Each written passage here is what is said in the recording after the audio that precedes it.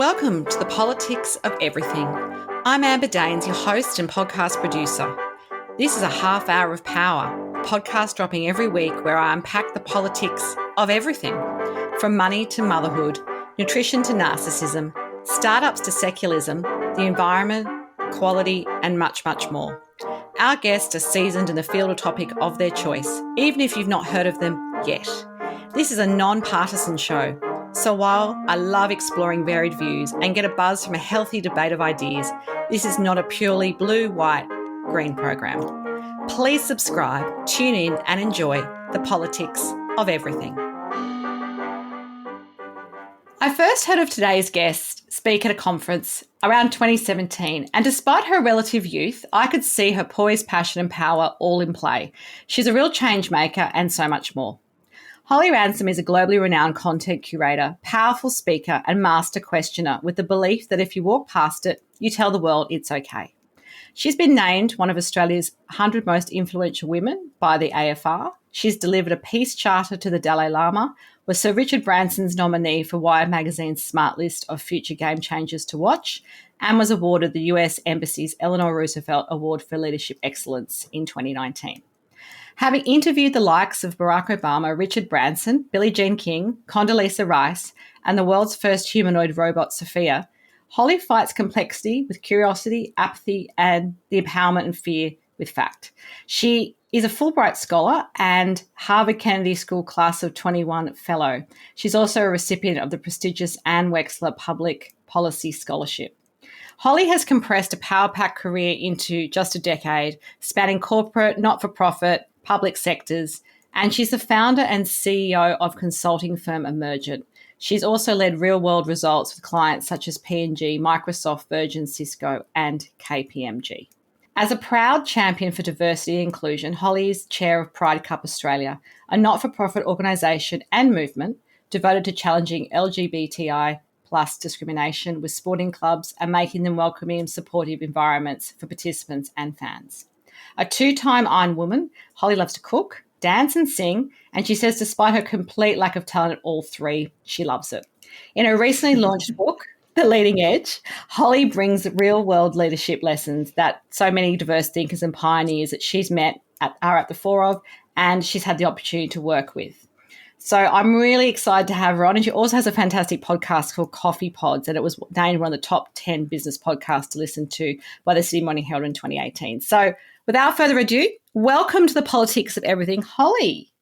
Thank you so much, Amber, and thank you for a very generous introduction. Oh, you've done so much. I'm just exhausted reading that. It's incredible.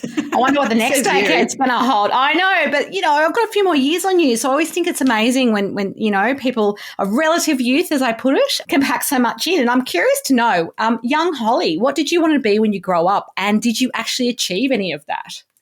Oh, I think I was like every kid where depending on what day of the week or what given year you asked me, it changed and varied quite significantly. The only one I can quite vividly remember was in year 3, so 8 years old. In my scrapbook, I've written down that I wanted to be the Brownlow medalist. So at that point in time, there was no view that my AFL career had any limitations. 2 years later, I was going to be promptly kicked out of the team because girls weren't allowed to play anymore. But at that point in time, I had no idea that was a problem. So that was the early aspiration. I think I went through the compulsory, what I feel like is the compulsory marine biologist stage. I feel like every kid goes through that. Yep. There was a period where I wanted to be a firefighter. Honestly, I think it was many and varied. So yeah, I've never really had a strong sense. I wasn't one of those young people, and I admire those that sort of had this clear conviction that they wanted to be a doctor or they wanted to be an entrepreneur building a tech business or whatever it was from a very young age. It sort of took a lot longer for me to work out what I wanted to do. And I think more broadly, actually, to probably just get comfortable with this idea that I had a very strong sense of direction in terms of the purpose that I wanted to pursue in my life, but the idea that actually the approach, the how, would have a looser hold on the reins. There were going to be a lot of different ways that I would be in any given moment trying to make an impact on the area I'm passionate about. So your latest book is based on the idea that leadership is within everyone's reach. And I guess the idea that, some people, I think, naturally are born leaders. I would definitely say that. Even perhaps back in those school days, there's probably people that you can still remember that, were always the public speakers and the leaders and the people everyone listened to. Can you think of a way in which that can be true for everybody? Because I suppose we sometimes, with the reality is equality is not open to everyone at all times. So how can those opportunities to lead really come to the fore for people in your experience? Yeah, so many interesting elements to the question that you asked there, because you're absolutely right that, opportunity is so unequally distributed. And one of the things that I've become, actually one of the main motivations behind writing this book to begin with, was an attempt to rewrite an incredibly monodimensional narrative around what a leader is and looks like. Because when you go and do the lit review on leadership, as I spent some time doing, you find that it is overwhelmingly told from a male perspective. It is overwhelmingly the story of male leaders, more often than not from very particular disciplines. They are military generals, they are elite sporting coaches, or they are Jack Welch-esque CEOs, maybe a few of the Silicon Valley bros in more recent years. But there's a real lack of diversity in the stories of leadership. And I think that's part of the problem to begin with. Amber, to your question there is, if we're not painting a more diverse narrative around what leadership looks like and who can be a leader, it's unsurprising that so many people think that, okay, that's not something that's open to me. That's not something I've been born with the capability for. That's not something that can sit on my goal list as a part of how I want to make a contribution to this world. And I think that that's really problematic, because certainly the challenges that are ahead of us now need a far more diverse set of people pursuing an array of different responses to them. Let's think about climate change as just one example. There is no way that just that model of leadership as the story's been written is in any way proving capable of finding a solution to that challenge in front of us now. And we need community leaders, we need mayors of cities, we need leaders of companies, we need leaders of countries, we need you and me making decisions at a household level, you name it, that's going to be the change there. So I think you're absolutely right in that. I think part of the problem is the stories and the fact that a lot of people have never been told a story of leadership that says they can be a leader. We've got a big job to do in correcting that. Yeah. The second thing, to your point, is we need to democratize access to the tools and skills, because so often this stuff is behind a paywall or a network wall. The access to this, if you didn't go to the right school, or you're not at the right company that invests in this sort of stuff, or you don't have access and the opportunity to be able to attend the conferences, the seminars, what have you, you're right. More often than not, these skills and capabilities haven't been able to be put in your hands, haven't been able to be put in front of you in a way that you can pick them up and run with them and think about the application for your world. So part of what I'm passionate about off the back of writing the book is actually helping develop those tools and thinking about how we scale them, because I absolutely believe we need to democratize access to leadership development far more effectively than we've done to date if we're going to make real progress in the next generation. Yeah, definitely need to make it all a little bit less opaque, I think, for most of us who don't play in those worlds that you've described. Your manifesto is about 3 principles: mindset, method, and mastery. And you say that we can first lead ourselves and then others. And obviously you've had a really phenomenal and perhaps rare opportunity to interview some of the world's most well-known leaders, such as Condoleezza Rice, Barack Obama, and Malcolm Gladwell. How have their different change-making agendas influenced your own personal views or what makes someone a great leader and have that leading edge? Yeah, great question. And I think it's interesting when you go and meet people from such different walks of life, both to look at the difference. And part of what I think is beautiful in celebrating leadership is the many different shapes, sizes, forms it can take, and the importance of celebrating each and every one of those contributions. But the other thing that's always really interesting is the patterns that emerge. So what amongst all these people that have applied themselves in really different ways, obviously have very different reasons they believe they're on the planet and things that they're trying to do, what is it amongst them that is common, and are there any lessons that we can perhaps pick up and learn from that? And I think there are a couple when it comes to figures like the ones you've just mentioned, Barack Obama and Malcolm Gladwell, Richard Branson, people like that. One is that there's such a clear sense of purpose with every one of them. When you meet them, you're in absolutely no scary give a doubt as to what they believe in and what their why is. And there's something incredibly powerful about that sense of clarity on purpose.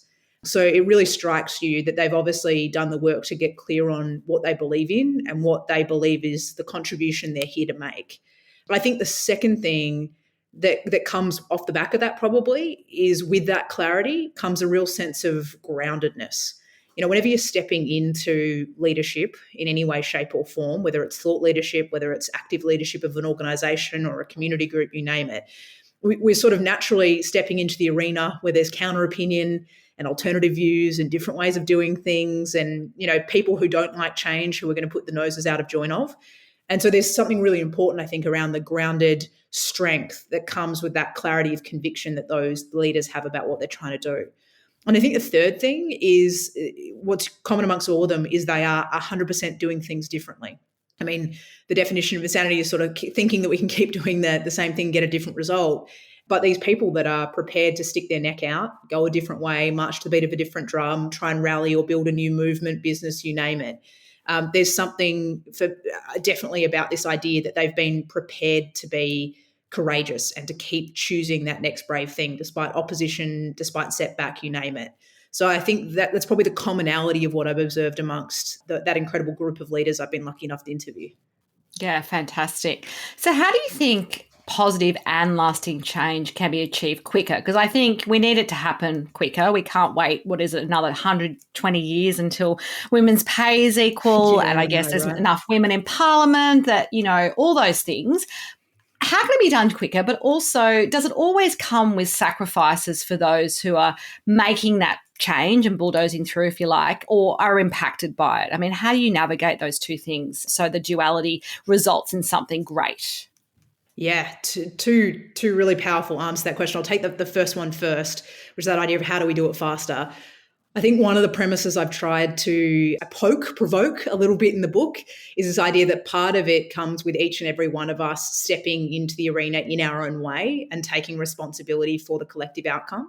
I think there's a little bit, and I actually think there's a problem with the way that we've told the story about leadership and also this age of kind of noise and saturation and hyper network scale, etc. Is I think it's really easy for people to think, oh, if I'm not, running a country, if I'm not leading, a giant multinational organization, then I can't really have a dent on these sorts of issues. I can't, what I'm doing day to day doesn't make a difference. And I think that's a really problematic narrative that stops us getting a lot more momentum, whether that's just in the compounding of kind of voice and activism, or whether that's actually in the different contribution that each and every one of those people putting into motion, making their place of work carbon neutral, thinking actively about, the footprint of how their organisation contributes from an ESG standpoint, role modelling different behaviour for the next generation, whatever way we want to cut that. So I think one thing is each and every one of us challenging ourselves with the question, if I was to start where I am with what I have right now and to be the change I want to see in the world, what does that mean I do differently tomorrow? And how do I start doing that? Yes. And how do I start role modelling for that in a way that will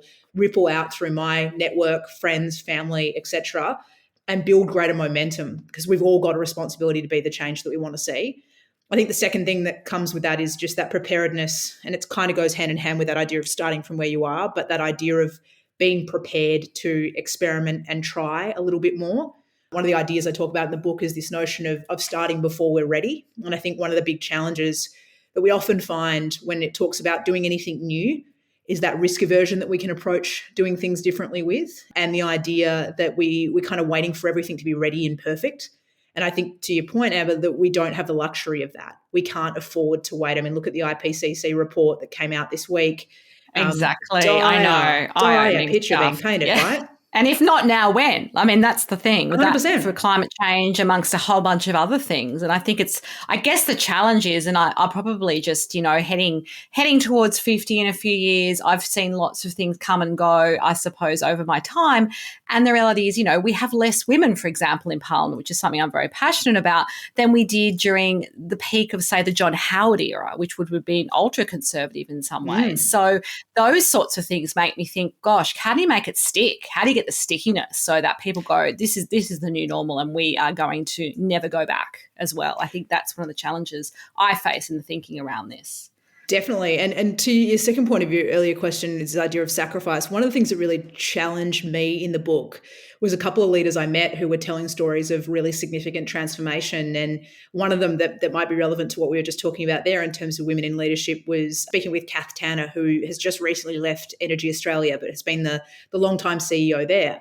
And the reason I wanted to interview Kath was because I knew she'd taken their organisation on a journey of pay equality. So a couple of years after coming into being CEO there, and she reflects in the way that she tells the story, like, I don't know why it took me 2 or 3 years of signing a workplace gender equality report that sort of signed off on our pay gap to actually pause and ask the question, hold on, why do we have a pay gap?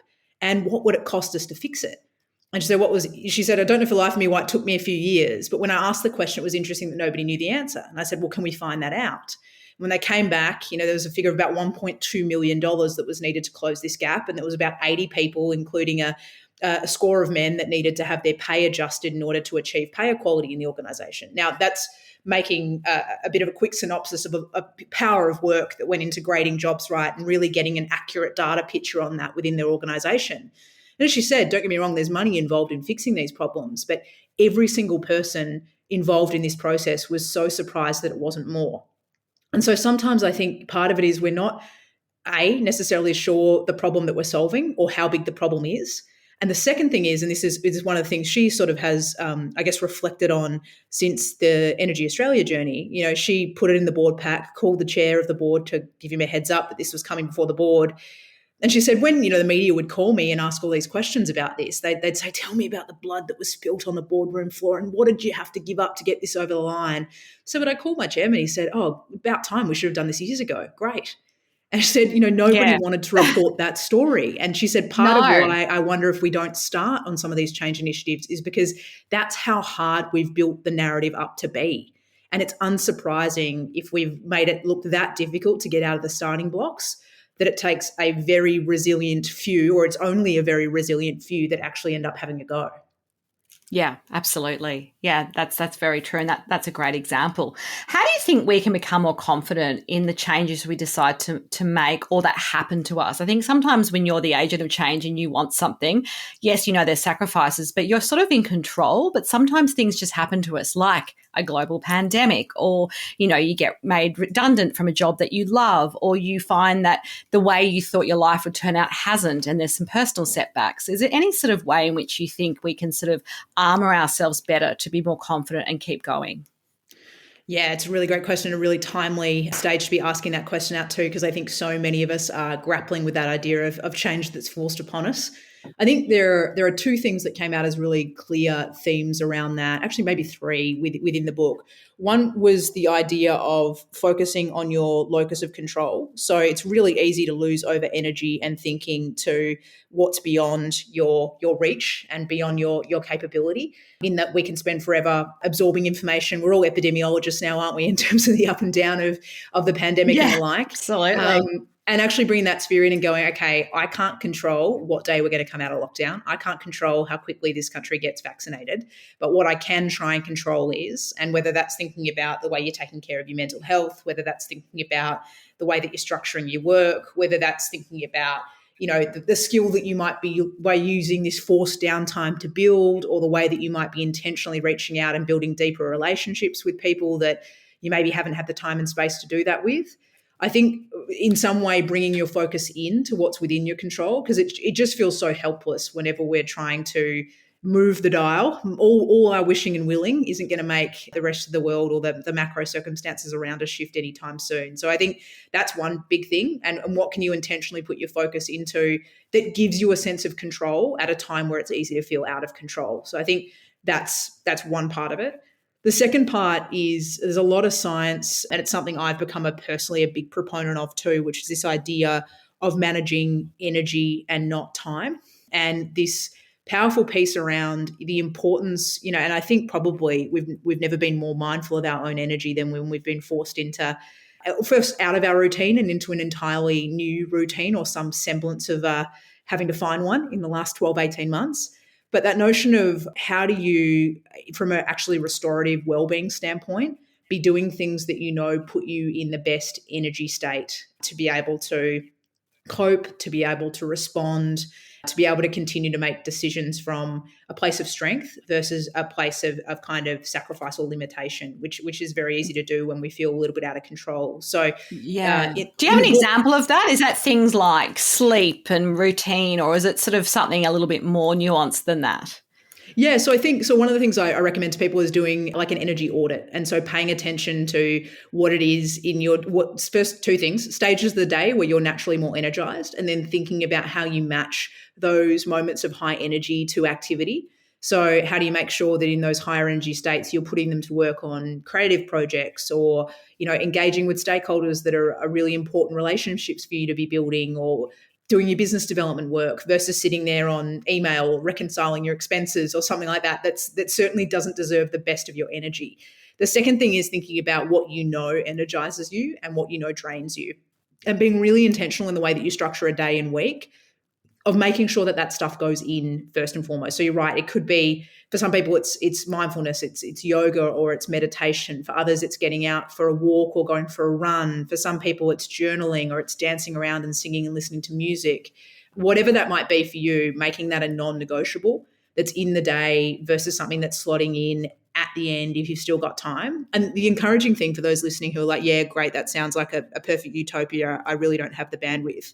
I hear you on that. And one of the things I actually found most encouraging about the research in this space is this whole new world of micro breaks that scientists are becoming increasingly interested in, which is this idea of, to be meaningful, it doesn't have to be half an hour, 60 minutes. Part of the problem, I think, often is we're searching for these big chunks of time, which is a bit like the search for the silver bullet that never really arrives, Yeah, right? waiting for all the stars to align, and then I'll sign up for that Pilates class. Yeah, whereas it's never going to happen. Research is saying is actually it's as simple as getting up between your Zoom meetings and doing jumping jacks on the spot, or squats, or sitting down and doing 10 deep breaths. You can actually start to see a physiological change with that small an intervention. So finding ways of actually putting these small circuit breakers in, I think, can be really powerful through the process of actually helping you energetically respond to change. And the third thing I'll say on the change piece is I think it's a big part to do with the story that we tell ourselves.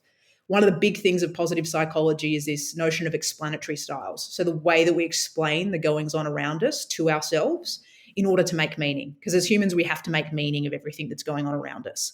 So being able to catch our unconscious narrative, we might be telling ourselves things like, I'm out of control, I'm so exhausted, this is not working, I'm a failure, all those sorts of language that will ultimately have a very profound impact on the way that we're responding, on the way that we're putting ourselves out there, and ultimately on our mental health state and our level of confidence, to your question, Amber.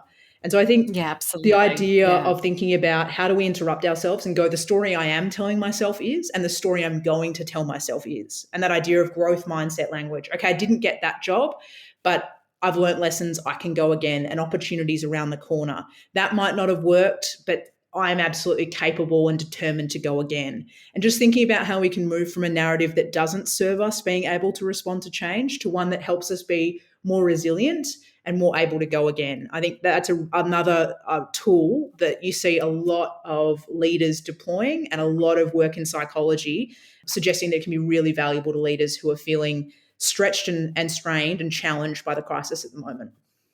Of course, and I think we could all use a bit of that magic dust at the moment.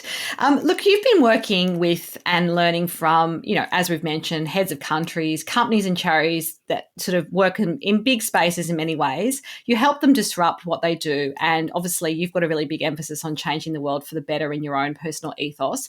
How have you really carved your own path and tinkered around the edges as you went to define what you think is a meaningful and satisfying work life?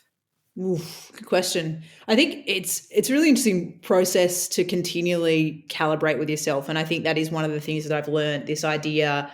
I think when I was younger, I used to think a lot of this stuff was more static, that people had a plan for how it was going to play out. Well, it took me hundreds of conversations with leaders asking them about the plan they had, only to be told 100 times that there was never a plan for what had played out, for me to ditch the idea that there was ever a static plan. And actually things needed to be much more fluid. This idea of goal setting, or, aiming at destinations with the idea that you could be flexible and fluid. But I think one of the things that for me remains kind of these anchor activities is certainly that idea of connecting into your why and what your purpose is, and trying to frame that for yourself in a way that really energizes you, and then making sure that that's somewhere you sort of see every day and you're reading and you're connecting with, and you've got the ability to sort of anchor to. I think that's really, really powerful. I think the second thing, and this is an activity I sort of do, I often do it at the end of the calendar year. So I'll spend sort of the end of December doing a reflection on the year that was, and then spending some time thinking about the goals that I want to take forward, for the year ahead. And in line of that, one of the things that I do every year is sort of reset my values according to what it is that's really important to me in the how I'm living out my why. So thinking really intentionally about what habits and traits do I want to be bringing into the way that I work this year in order to be the best version of myself, in order to achieve my goals. Now, I think the third bit is that idea of, okay, if that's the purpose that I'm aiming at, how is it that I'm pursuing this within any particular period of time? So that can be things like, 12-month goals, or, people are even working on shorter timelines than that right now, particularly in the sea of the pandemic. It's hard to plan 12 months out. So this month, what am I doing in order to pursue what it is that I'm trying to make an impact on? So I think for me, it's become about a discipline of activities or reflective exercises.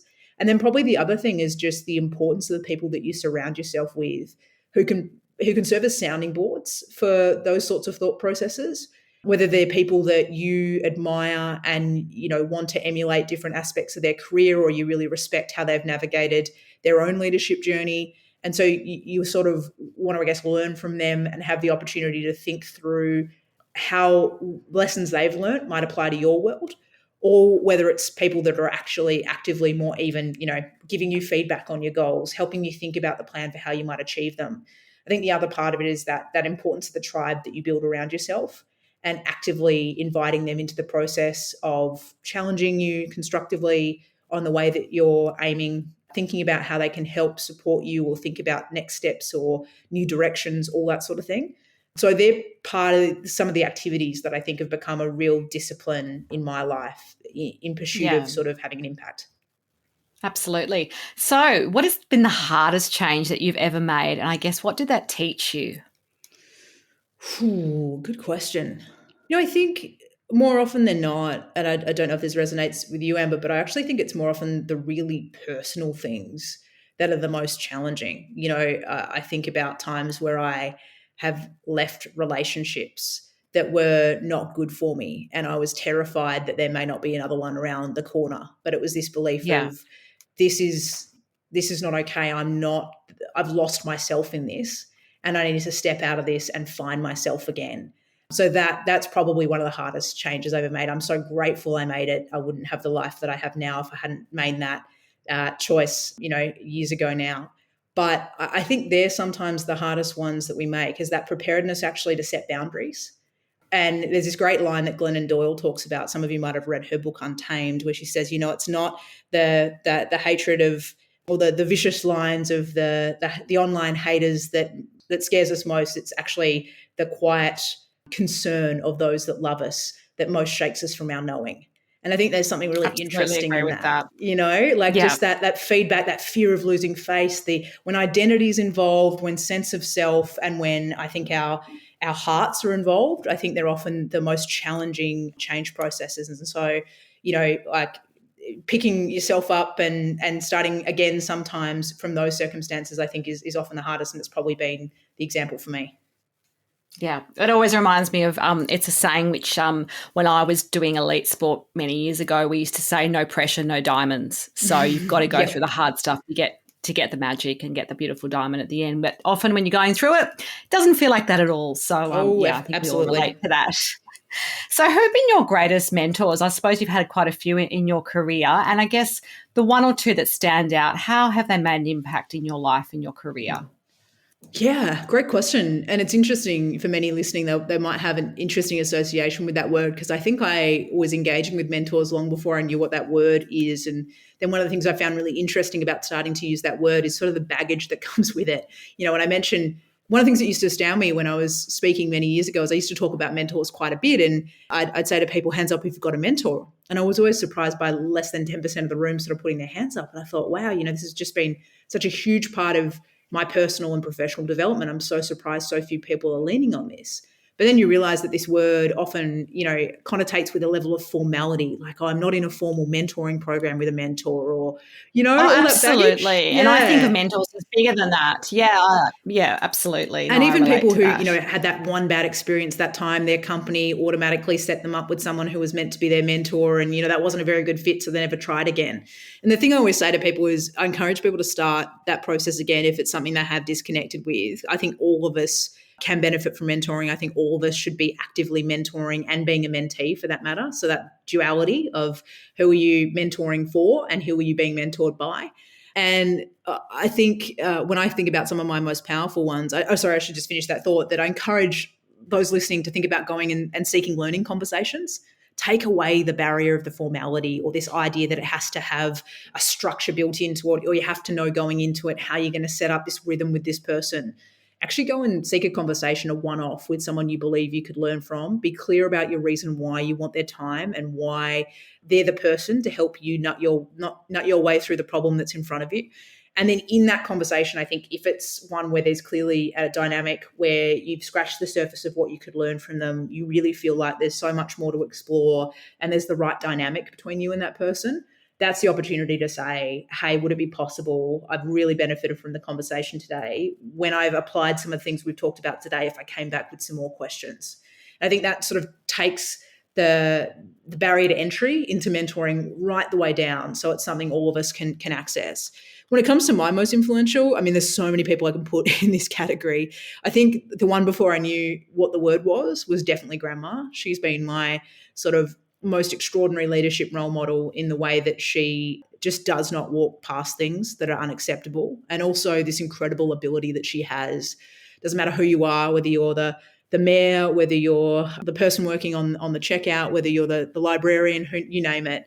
Grandma is so good at making you feel as though you are the most important person on the planet, and the world is so lucky you are here and is so lucky that you are doing what you're doing. And I've always thought what an extraordinary gift to be able to give everyone you interact with, that they leave an interaction with you feeling taller. I think that's an incredible leadership gift that my grandma gives to everyone she interacts with. So that would definitely be probably the one before I knew it. Oh, Yeah, I love no, that. Yeah, my grandmother had a big impact on my life too. So that's that's always very special to hear.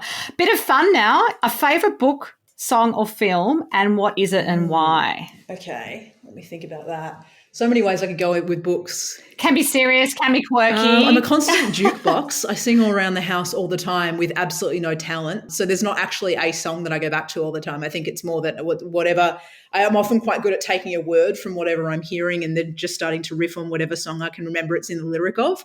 So there's no method or madness to that in particular. I think when it comes to favourite book, it'd probably, as it does for so many of us, go back to that first one when we were younger that really had an impact, which for me was probably reading To Kill a Mockingbird as a 13-year-old at school. And just so many of the ideas, walking a mile in someone else's shoes and just the principles and the values in that book that I think really impacted me. So probably give a nod to that one, I think. Fantastic. I love that book too. Finally, a takeaway message for us on the politics of change. Ooh. So many different ways you can take the politics of change. I think we need to... I know. Just something take out, I guess, a lasting thought so people moving forward know exactly what's something they could do today even that would make that change start. Yeah, awesome. Well, I think one of the things that I sort of wrote the book for is I think the politics aren't going to change anytime soon.